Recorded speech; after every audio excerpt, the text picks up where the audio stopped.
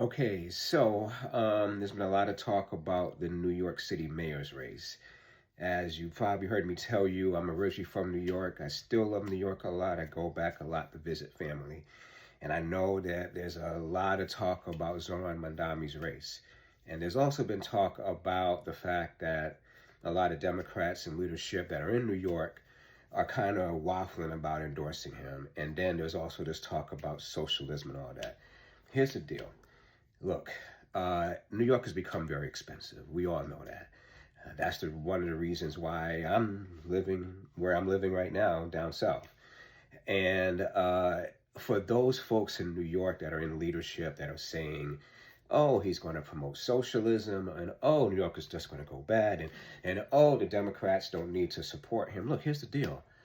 New York has been expensive for like 50, 40 years. And cats are just tired of it. They're just absolutely tired of it. It's getting to be unlivable there. You can't afford rent. You can't afford groceries. So what did they expect? Somebody who came along, who was their authentic self, and started talking about affordability and started talking about how expensive New York is. So of course that message is going to resonate.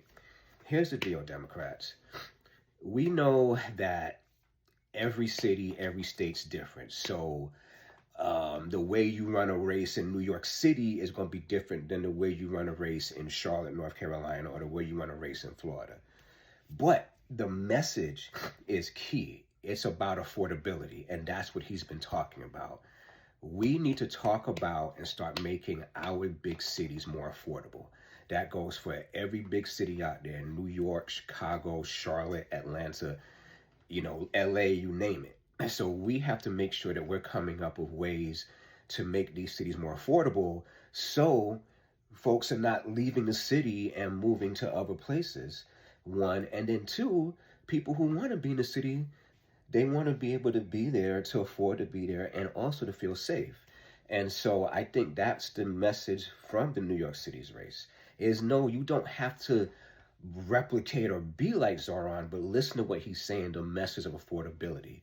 You may not agree with everything he's saying, but the way he's talking about it and being authentic is what voters want to hear. So I definitely want to touch on that. Let me know what you think in the comments below.